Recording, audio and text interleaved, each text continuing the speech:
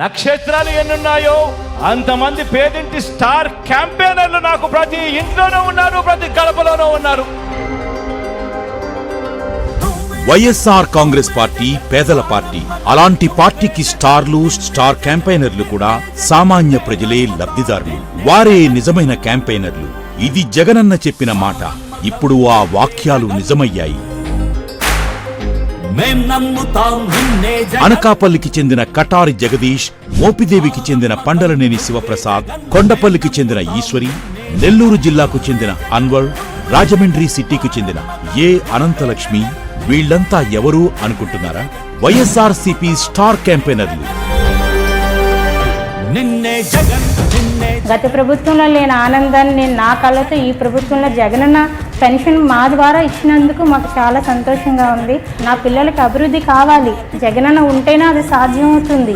Government సంక్షేమ పథకాలు పేదలైన వారికి అందించాలన్న సదుద్దేశంతో, నిరుపేదలైన వారికి అందాలన్న ఉద్దేశంతోనే జగనన్న వాలంటరీ వ్యవస్థను అన్నది పెట్టారు. చరిత్రలో ఏ పార్టీ చేయని విధంగా, దేశ చరిత్రలోనే ఏ పార్టీ కనీస ఆలోచన చేయలేని సాహసోపేత నిర్ణయం తీసుకున్నారు మన జగనన్న.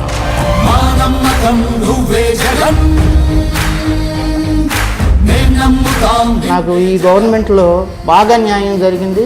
అందుకనే నేను స్టార్ క్యాంపెయిన్గా పనిచేయాలని గట్టిగా నిర్ణయం తీసుకున్నాను.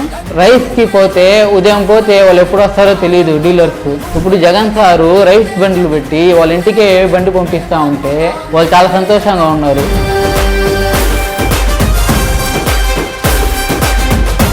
ఎన్నికల్లో స్టార్ క్యాంపెయినర్లంటే రాజకీయాలు అవపోసన పట్టిన నేతలు, రాజకీయ ఉద్దండులు, పెద్ద పెద్ద క్యాన్వాయిల్లో వచ్చి ప్రసంగాలతో ఓదరకొట్టే నేతలు. ఈ తరహా ఎన్నికల హంగామాకు జగనన్న చెక్ చెప్పారు.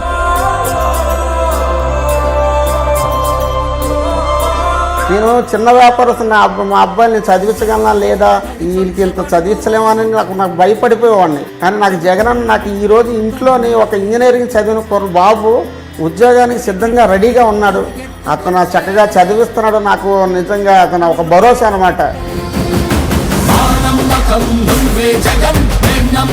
మొదటి జాబితాలో 12 మంది సామాన్యులను స్టార్ క్యాంపెయినర్లుగా ప్రకటించారు. కులం చూడం, మతం చూడం, పార్టీలు చూడం అంటూ అర్హతే ప్రామాణికంగా అర్హులైన ప్రతి ఒక్కరికి ప్రభుత్వ పథకాలు అందిస్తున్న జగనన్నకు తోడుగా ఎన్నికల ప్రచారంలో ప్రచారం చేస్తారు ఈ స్టార్ క్యాంపెయినర్లు.